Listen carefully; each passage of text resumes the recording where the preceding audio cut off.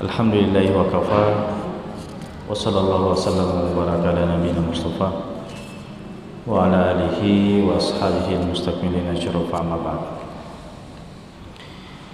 Jamaah salat maghrib dan salat isya yang sama dimuliakan oleh Allah Azza wa Jalla, alhamdulillah kembali pada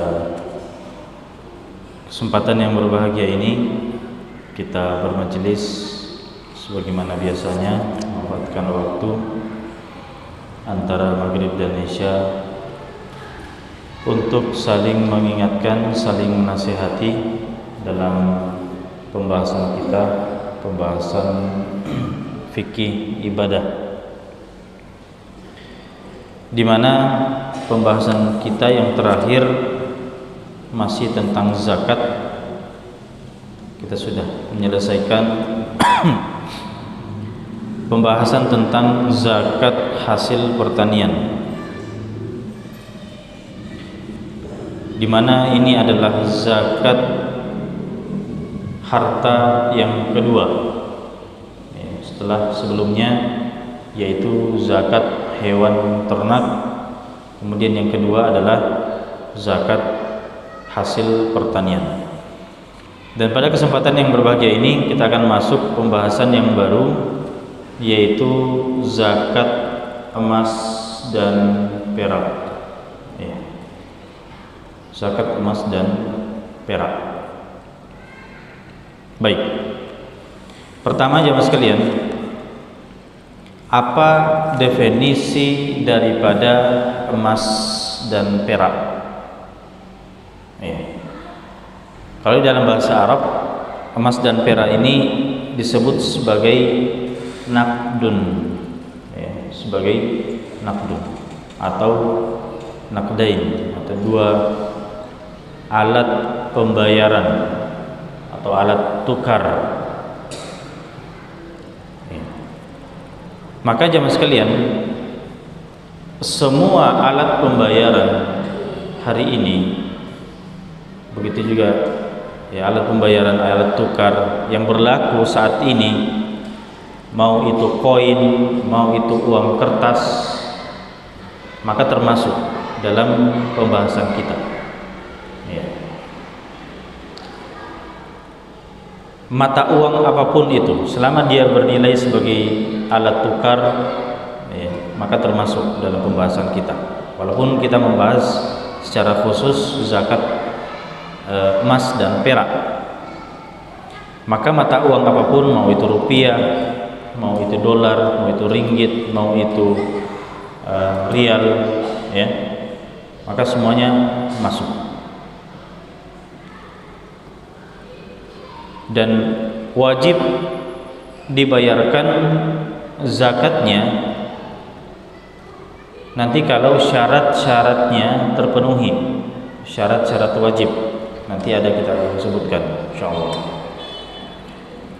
Hal ini jemaah sekalian, kewajiban ini berdasarkan firman Allah Subhanahu wa taala, walladzina yaknizuna adz-dzahaba wal fiddah, orang-orang yang menyimpan emas dan perak, wala yunfikunaha, dan tidak menafkahkannya, tidak mengeluarkan zakatnya, fi sabilillah, pada jalan Allah.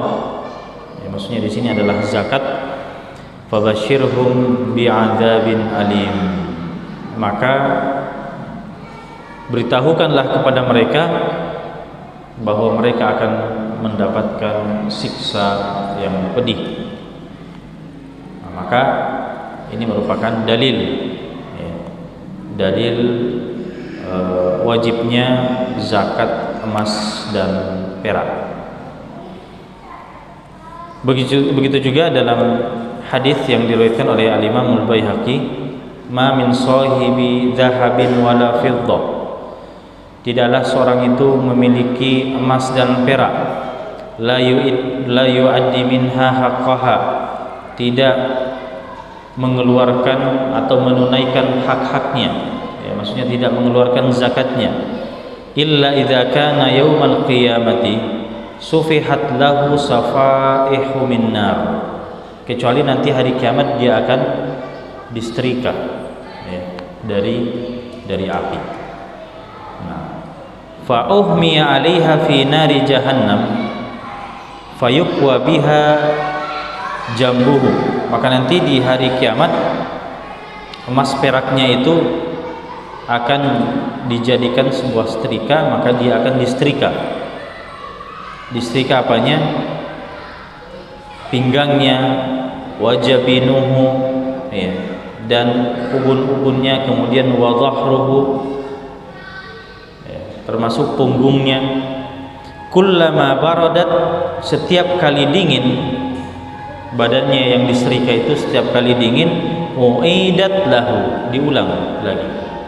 Ini siksaan, ya, bagi orang-orang yang mempunyai harta emas dan perak tapi tidak menunaikan hak-haknya berupa zakat. Nah, tadi kita katakan jamaah sekalian hukumnya adalah wajib. Wajib setelah terpenuhi syarat-syarat wajib, ya. Jadi ada syarat-syarat diwajibkannya mengeluarkan zakat emas dan perak. Berapa syarat-syarat wajib itu jamaah sekalian? Jadi kalau kita mau mengetahui kapan emas dan perak kita wajib untuk dizakati, lihat 3 syarat ini. Jadi ada 3 syarat yang harus terpenuhi agar kita bisa dikatakan wajib untuk mengeluarkan zakat setiap emas dan perak itu. Saya akan sebutkan secara umum dan kita akan bahas satu persatu. Yang pertama jamaah sekalian adalah emas atau perak itu bukan merupakan perhiasan yang mubah. Ya.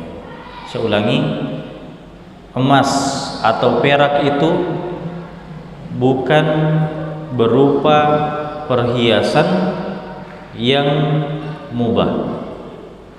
Nanti saya akan jelaskan, ya. Yang pertama. Yang kedua, emas dan perak itu harus cukup atau mencapai nisab. Mencapai nisab. Standar tertentu, ya. Sebagaimana pembahasan kita yang dulu, mau itu hewan ternak, mau itu hasil pertanian, semua ada nisabnya, semua ada standarnya. Kapan dikatakan wajib? Ya, jadi bukan sekedar memiliki emas dan perak kemudian serta-merta wajib dikeluarkan zakatnya. Tidak, dia ada standarnya. Dia ada standarnya. Kemudian yang ketiga, syarat yang harus terpenuhi sampai diwajibkannya mengeluarkan zakat emas dan perak adalah mencapai haul. Mencapai haul, ya. Artinya mencapai haul dengan nisabnya itu. Maka inilah jamaah sekalian 3 syarat diwajibkannya zakat emas, diwajibkannya zakat pada emas dan perak. Ya. Kita kembali. Tadi syarat wajib yang pertama kita sebutkan adalah, saya ulangi, emas atau perak itu bukan berupa perhiasan yang mubah, bukan merupakan perhiasan yang mubah. Pertanyaannya jamaah sekalian,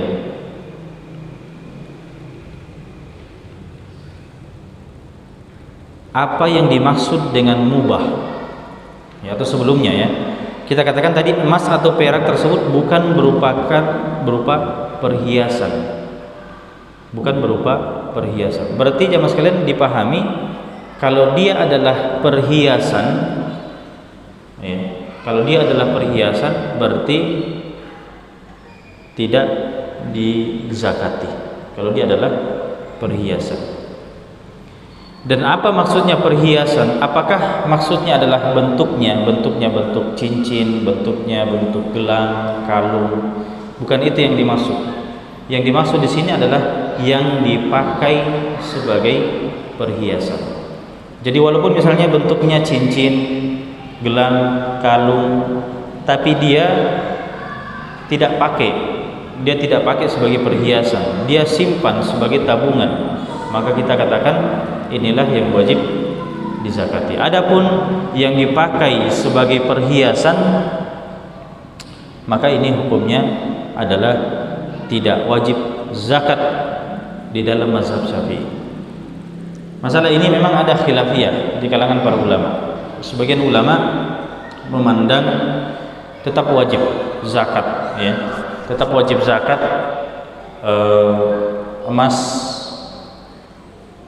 yang dipakai untuk perhiasan. Tapi di dalam mazhab Syafi'i tidak wajib.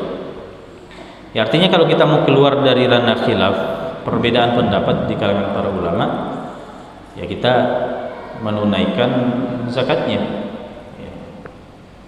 Mazhab Syafi'i sendiri mengatakan sunnah supaya keluar dari ranah khilaf ulama. Nah, tadi jamaah sekalian ada kata-kata perhiasan yang mubah. Nah, sekarang kita fokus pada perhiasan. Berarti di sini jamaah sekalian dipahami bahwa ada perhiasan yang tidak mubah. Apa maksud mubah jamaah sekalian? Mubah itu apa? Mubah itu diperbolehkan. Ya. Jadi maksud mubah di sini jamaah sekalian adalah perhiasan yang dipersiapkan untuk pemakaian yang hukumnya mubah, hukumnya boleh. Berarti kalau misalnya ada emas, perak yang dipersiapkan untuk pemakaian, tapi pemakaiannya ini tidak diperbolehkan dalam syariat, artinya keluar dari hukum mubah, maka nanti dia masuk dalam kategori wajib dizakati. Ya. Apa contoh-contoh penggunaan atau pemakaian yang dibolehkan jamaah sekalian, yang dibolehkan syariat, yang mubah? Ya, contohnya tadi adalah seorang wanita memakai untuk apa? Perhiasan.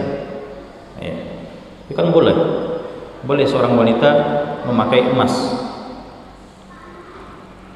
Bahkan jamaah sekalian, bahkan kalaupun sekalipun dia tidak pakai, tapi dia beli emas, dan emas ini tujuannya untuk disewakan, ya.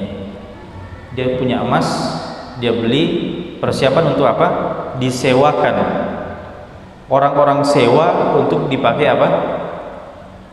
Sebagai perhiasan. Maka kita katakan ini termasuk perhiasan yang tidak diwajib dizakati. Atau misalnya ada orang yang punya emas, dia simpan, dia tidak pakai, bukan dirinya yang pakai, tapi untuk apa? Dia pinjamkan, ya, dia persiapkan untuk dia pinjamkan kepada orang lain. Ya, beda dengan pertama tadi. Yang pertama tadi apa? Disewakan. Kalau ini dia persiapkan saja, dia pinjamkan. Siapa yang mau pinjam, silakan untuk dipakai. Nah, semua ini jamaah sekalian adalah kategori perhiasan yang mubah, perhiasan yang mubah, yang nanti tidak wajib zakat. Berarti dipahami selain daripada perhiasan yang mubah masuk dalam kategori wajib dizakati. Pertanyaannya, apa saja contoh emas atau perak yang di luar hukum mubah tadi? Artinya dia adalah perhiasan, ya, dia adalah perhiasan tapi dia adalah di luar hukum mubah.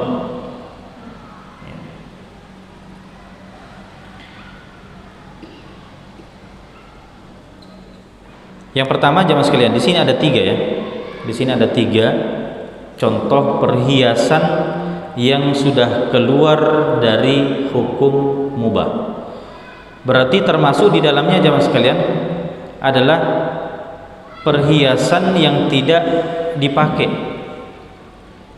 Ada perhiasan yang tidak dipakai, bukan juga untuk disewakan, bukan juga untuk dipinjamkan, tapi dia beli perhiasan itu untuk apa? Dia simpan. Dia simpan. Kan biasanya orang seperti ini ya, motifnya beli emas. Tatkala emas itu turun, ya, tatkala emas itu turun. Nanti kalau misalnya emas itu naik, baru dia jual lagi. Ada orang seperti itu kan? Ya. Dia beli, dia simpan, dia jadikan, dia investasikan emas itu. Ya, daripada misalnya uangnya itu dia masukkan ke bank misalnya. Ya, ada orang yang beli emas, dia belikan saja emas. Nah, orang seperti ini jemaah sekalian, kalau sekedar hanya untuk disimpan walaupun bentuknya perhiasan, maka kita katakan nanti kalau cukup nisabnya sampai haulnya, kita katakan wajib dizakati. Wajib dizakati. Ya. Itu yang pertama. Ya, apalagi jemaah sekalian kalau bukan perhiasan, ya maksudnya emas, perak, batangan yang memang tujuannya dari awal apa? Untuk investasi. Dia simpan memang. Ya, maka kita katakan ini lebih wajib lagi untuk dizakati. Ya. Itu yang pertama. Yang kedua, perhiasan yang makruh. Ada perhiasan yang makruh. Artinya dia sudah keluar dari hukum mubah. Kan hukum itu ada wajib, ada sunnah, ada mubah, ada makruh, ada haram. Yang kita maksud tadi adalah yang mubah. Nah, keluar dari mubah ini sebetulnya bisa mencakup sunnah dan wajib. Artinya boleh. Nah, adapun yang makruh, yang haram, ini kan termasuk larangan. Hanya saja haram itu larangannya lebih tegas dibandingkan makruh. Nah, maka perhiasan yang hukumnya makruh juga masuk dalam kategori wajib dizakati. Apa contohnya yang makruh jamaah sekalian? Kalau dalam buku-buku fikih, contoh yang diangkat itu adalah misalnya gini. Ada orang punya perabot. Perabot ini perabot yang berharga. Kemudian dia pecah atau retak dan tidak bisa utuh kecuali apa? Kecuali memakai emas. Ya, kecuali memakai emas. Maka kita katakan di situ ada kebutuhan. Apa kebutuhannya? Menyatukan perabotnya yang retak. Kemudian berapa kadar emas yang dia pakai? Kalau kadar emas yang dia pakai untuk menyatukan perabot yang pecah itu, ya, kadarnya secukupnya, maka kita katakan boleh. Kita katakan boleh. Tapi kalau misalnya kadarnya berlebihan, sebetulnya misalnya dia cuma butuh berapa gram emas untuk menambal, ya, perabotnya itu. Tapi dia pakai lebih dari cukup, maka kita katakan inilah yang termasuk hukumnya makruh. Ada hajat tapi kadarnya berlebihan, itu namanya makruh. Ya. Kalau ada hajat kadarnya secukupnya, mubah. Tapi kalau tidak ada hajat kadarnya berlebihan, apa hukumnya? Haram. Itu hukumnya haram. Nah, saya kembali perhiasan yang juga wajib untuk dizakati adalah perhiasan yang makruh. Perhiasan makruh. Ini yang kedua ya. Kalau tadi yang pertama perhiasan yang tidak dipakai hanya untuk disimpan, kemudian yang kedua perhiasan yang makruh. Dan itu tadi contohnya. Nah, yang ketiga jamaah sekalian, yang ketiga ini adalah tadi kalau tadi yang kedua yang makruh saja wajib dizakati, maka apalagi apa? Apalagi yang haram. Ya. Kan tadi kita katakan hukum makruh itu lebih ringan dibandingkan haram. Nah, kalau makruh saja wajib dizakati, maka yang haram lebih-lebih wajib dizakati. Ya. Mungkin ada yang bertanya, memangnya ada perhiasan yang haram? Ada perhiasan yang haram. Saya sebutkan beberapa contoh di sini. Perhiasan yang haram. Satu, perhiasan emas yang dipakai oleh laki-laki. Karena yang boleh memakai emas itu siapa? Perempuan. Itu yang boleh. Berarti kalau laki-laki yang memakainya, itu sudah hukumnya haram. Haram dia pakai. Mau dia pakai sebagai cincin kek, sebagai gelang kek, sebagai ya rantai kek, sama. Kalau perak, laki-laki hanya boleh cincin saja. Selain itu gelang atau kalung itu tidak boleh, tetap tidak boleh untuk laki-laki berupa perak, itu tetap haram. Ya. Itu yang pertama, perhiasan yang haram. Kemudian yang kedua, perhiasan yang dipakai oleh wanita tapi melampaui batas. Tadi kita katakan wanita pakai emas boleh apa tidak? Boleh. Tapi kalau jari-jarinya penuh dengan emas gimana? Nah,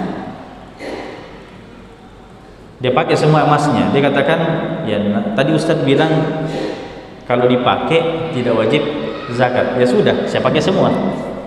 Ya, dia pakai gelangnya sampai di sini, tangannya. Nah, itu gimana? Kita katakan itu sudah melebihi batas normal, sudah berlebihan. Maka kita katakan itu sudah hukumnya haram. Sudah hukumnya haram. Pertanyaannya, apa batasan dikatakan berlebihan? Apa batasannya? Jawab sekali. Kapan dikatakan berlebihan? Karena kalau ini relatif ya. Kadang orang mengatakan itu berlebihan, itu juga mengatakan itu tidak berlebihan. Nah sekarang tolak ukur berlebihan itu kembali kemana?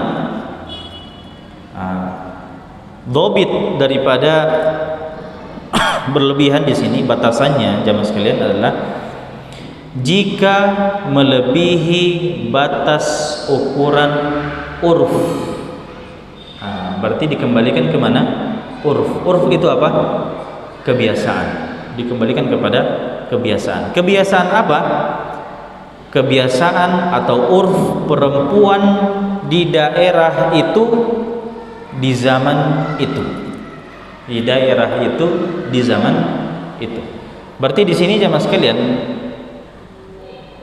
kebiasaan ini kembali kepada tempat tertentu dan zaman tertentu, dan setiap tempat itu berbeda-beda, setiap zaman itu berbeda-beda. Ya. Jadi bisa jadi jamaah sekalian, kadar berlebihan zaman dulu berbeda dengan kadar berlebihan hari ini, dan bisa jadi kadar berlebihan hari ini berbeda dengan hari yang akan datang, ya, dengan zaman yang akan datang. Jadi itu. Nah, jadi kalau misalnya sekarang ada perempuan yang pakai emas, dan menurut kita, kacamata kita sekarang itu adalah berlebihan, ya itulah berlebihan. Itulah berlebihan. Nah, jadi perhiasan yang melampaui batas ini pada perempuan itu dikembalikan kepada uruf, urf daerah dan zaman. Itu contoh yang kedua perhiasan yang haram. Tadi perhiasan yang dipakai oleh laki-laki, kemudian yang kedua dipakai oleh perempuan tapi kadarnya berlebihan. Nah, sekarang yang ketiga jamaah sekalian, apa contoh perhiasan yang haram yang ketiga?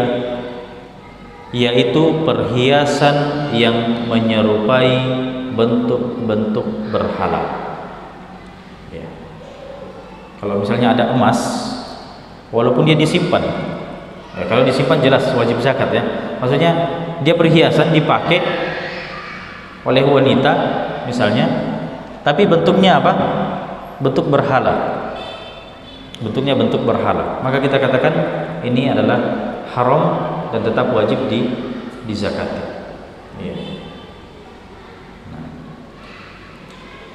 Maka jamaah sekalian, tiga perhiasan yang kita sebutkan tadi, ya, perhiasan yang haram, hukumnya adalah wajib dikeluarkan zakatnya jika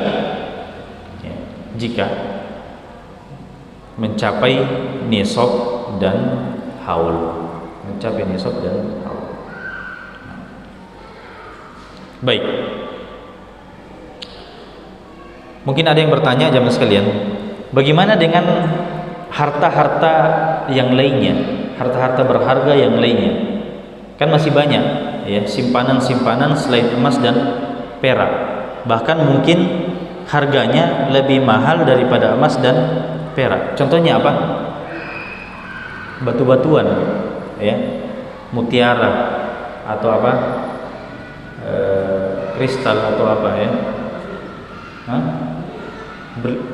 Berlian, apalagi batu zamrud, batu katulistiwa, batu apa ya, batu bacan. Bisa jadi ya, ada orang menganggap itu adalah benda-benda berharga. Nah itu gimana jemaah sekalian? Itu wajib dizakati atau tidak? Itu tidak wajib dizakati. Yang wajib dizakati sebatas apa? Emas dan perak, dan yang fungsinya sebagaimana emas dan perak. Apa fungsi emas dan perak? Tadi nilai tukar. Maka termasuk apa? Uang. Termasuk uang. Makanya nanti setelah pembahasan emas dan perak ini kita akan praktek ya, juga berkaitan dengan zakat uang. Orang punya rekening, dia tidak punya emas, dia tidak punya perak, tapi rekeningnya ya berapa nolnya itu di belakang misalnya, sampai error komputer. Nah, kita katakan ya tetap wajib dizakat. Ya. Baik. Berapa menit lagi Isya?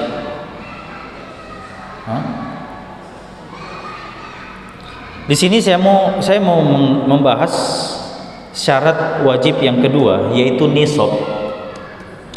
Tapi kalau sisa 15 menit ini tidak cukup. Ini tidak cukup, dan saya tidak mau juga tergesa-gesa membahas masalah ini karena ini penting sekali. Masalah nisab, berapa kadarnya? Karena berangkat dari sini juga kita pahami kadar daripada emas dan perak, nisabnya itu akan berimbas ke uang nantinya. Ya, jadi mendingan kita cukupkan saja sampai di sini pembahasannya. Adapun tentang nisab, berapa nisabnya emas, berapa nisabnya perak, kita tangguhkan pada pembahasan yang akan datang. Sekaligus saya minta tolong kalau bisa pekan depan ada yang bisa datang dengan harga yang real, berapa harga emas dan perak ya. Berapa harga emas dan perak sekarang ya. Itu kalau bisa ada yang cari informasinya dan datang dengan informasi pekan depan insyaallah ya. Kalau emas itu kayaknya mudah, yang susah itu perak ya, perak.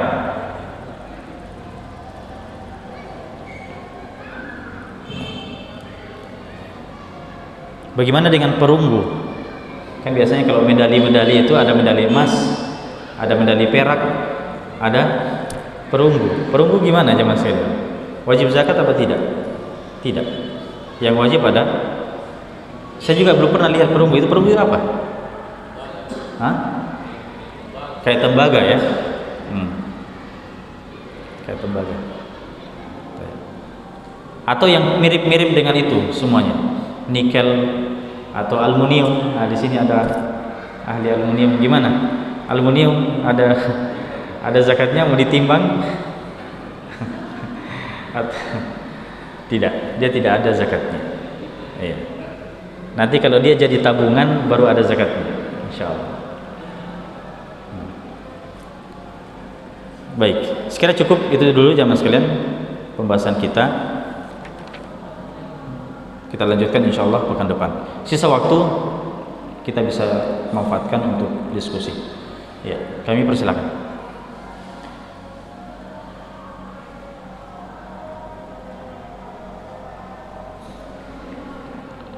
Silakan.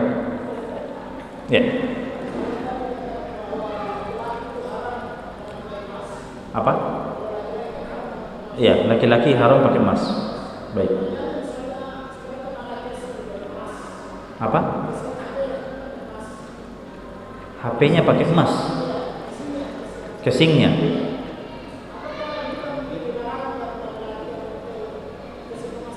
Ya. Luar biasa.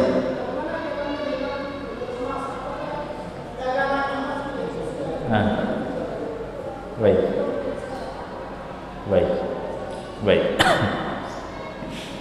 Nah ini zaman sekarang gimana? Katanya sekarang ada yang pakai casing emas, iya. Atau jangan-jangan warnanya yang emas ini? Apakah benar? Kalau memang benar dia terbuat dari emas casingnya, ya kita katakan itu wajib zakat, Ya, menggunakan perabot. Dulu pembahasan kita di pembahasan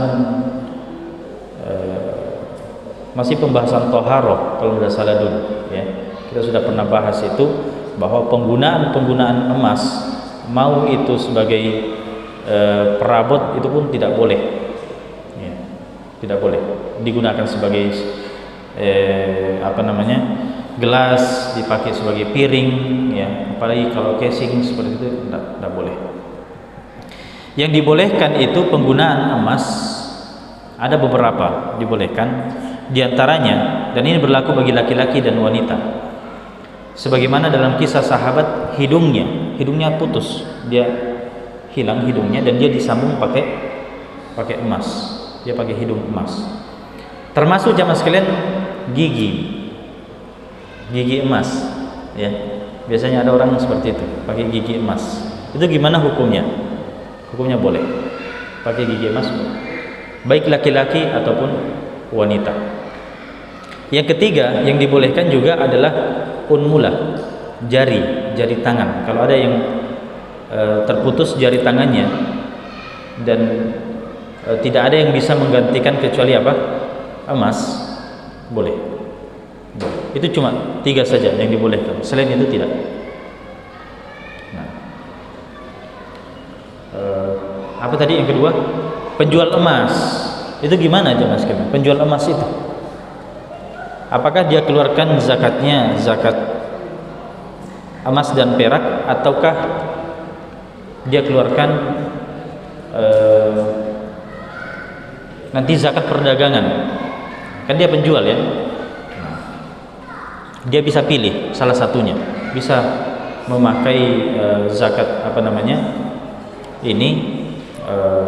zakat emas dan perak, dan bisa juga dengan zakat perdagangan. Dia bisa pilih salah satu. Ya. Nah, ada yang lain?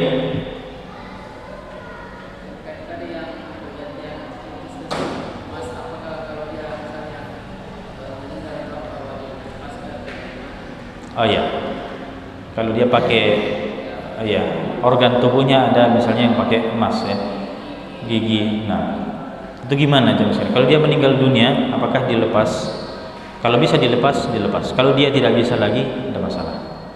Ya.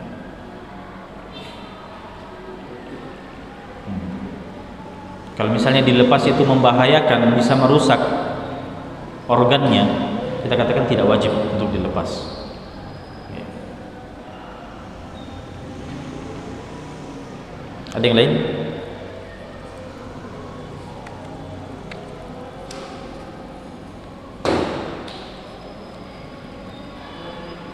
Ya.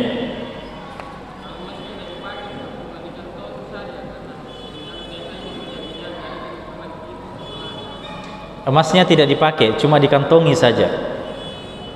Tujuannya apa? Pakai emas, berarti nilai tukar. Dia pakai sebagai nilai tukar. Itu tetap dikeluarkan zakatnya. Jadi dia selama tidak dipakai sebagai perhiasan, dia simpan. Apalagi kalau dia misalkan ya kayak tadi ya, dia artinya mau pakai sebagai alat pembayaran, ya, itu termasuk tabungan, maka wajib dizakati. Kalau sampai nisabnya dan kepemilikannya 1 tahun, dia keluarkan zakatnya.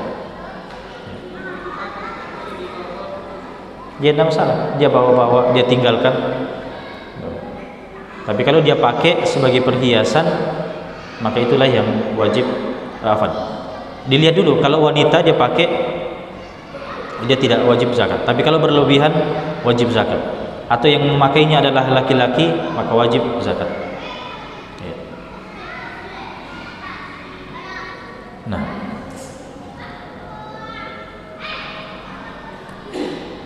ada yang lain?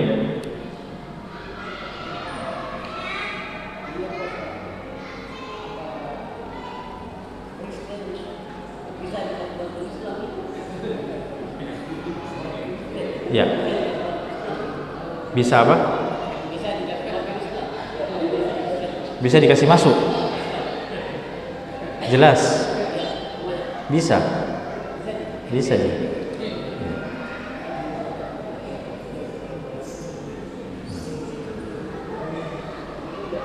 Bahkan wajib. Wajib. Ya.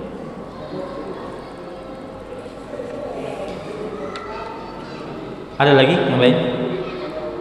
Ya.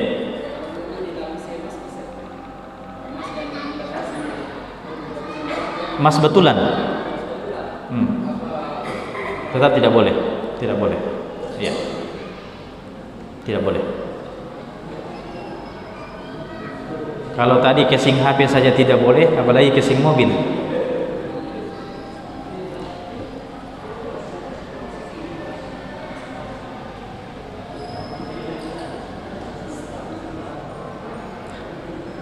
Tapi kalau cuma dikonya, ya, chatnya, itu tidak masalah. Ya. Atau jam emas, maksudnya jam-jam warna emas, ya, tidak masalah.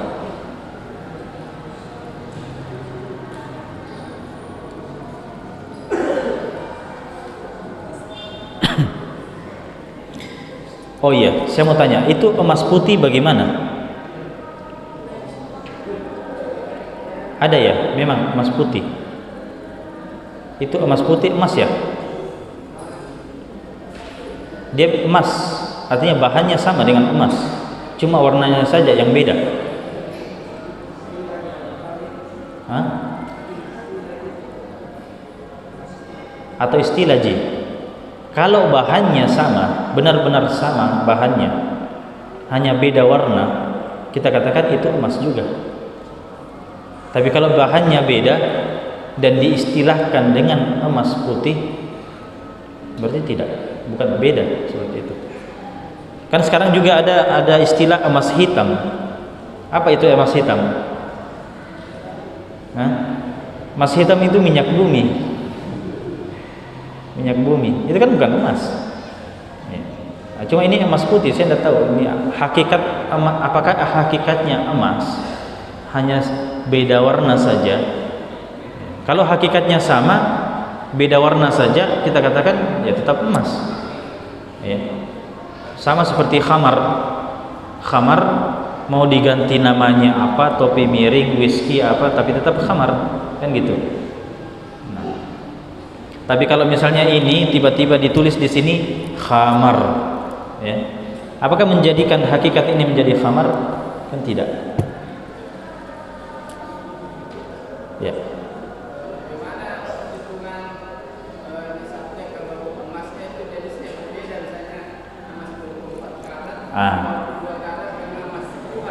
Nah, inilah pembahasan kita pekan depan, insya Allah.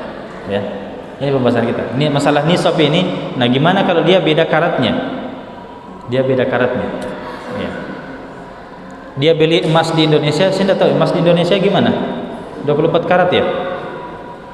23. Kalau Saudi gimana? Emas dari mana yang 24 karat? Hah? Tambang ya? Kalau sudah jadi perhiasan itu sudah bukan ya, sudah ada campuran-campurannya ya.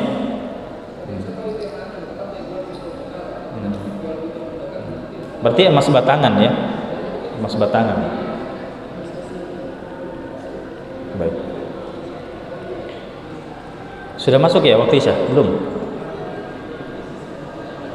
Bagaimana jemaah sekalian kalau ada yang seorang wanita, dia punya emas, dia simpan, tapi dia pakai juga, dia simpan, kadang dia pakai juga, itu gimana?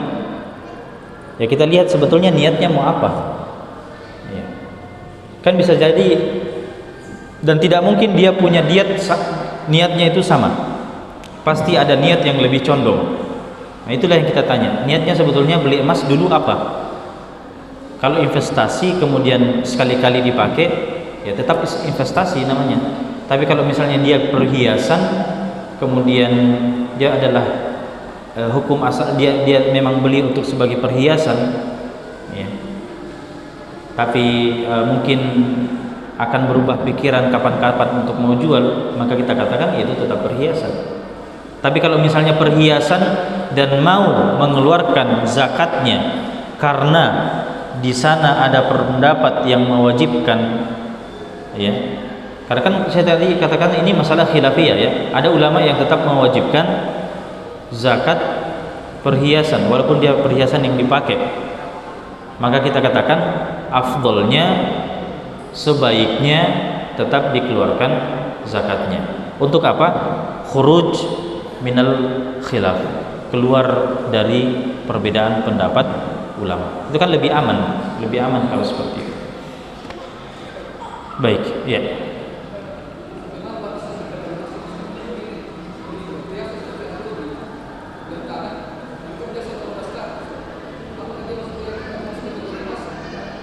Berapa karat? Hah? 18 karat. Iya, tetap. Iya. Cuma nanti jamaah sekalian, sebetulnya nisab nanti itu akan mengikuti jumlah karatnya itu, ya. Nantilah kita akan bahas insyaallah. Sambil juga sharing-sharing berapa karat itu. Ada 24, ada 23,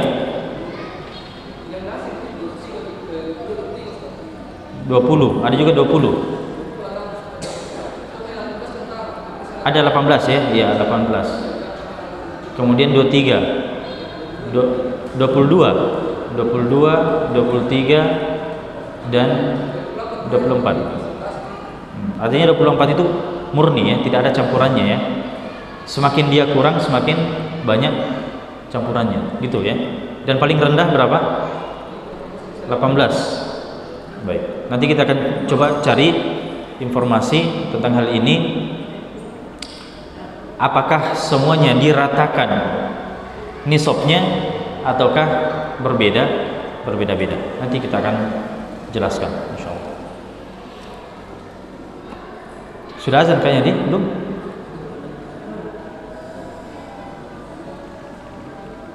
Sudah?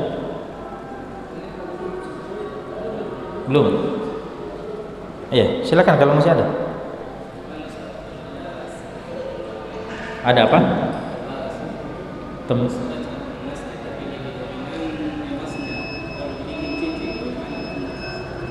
Gimana? Tembaga lebih dominan tembaganya daripada emasnya. Baik. Dilihat berapa cincinnya, berapa kadar emasnya dulu, dilihat total kadar emasnya itu dilihat. Nanti baru dia dilihat ke apa namanya, nisab. Ya. Berapa kadar emasnya, kemudian dikembalikan kepada nisab. Ya. Jadi seperti itu. Kalau dia cukup nisab, ya maka dia wajib zakat. Dan cukup memakainya, dia campuran ya, laki-laki ya, dia pakai emas, dia pakai cincin, misalnya cincinnya itu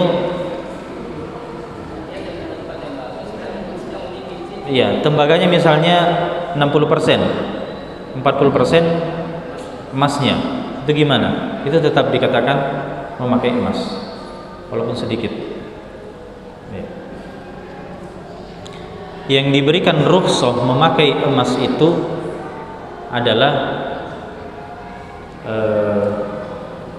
sudah pernah kita bahas juga dulu, bordir. Ya. Kadang bordiran itu dari emas dan ada kadar tertentunya. Ya. Nah, apakah disamakan dengan cincin itu? Kalau sama-sama lebih sedikit, wallahu taala alam. Wallahu taala alam.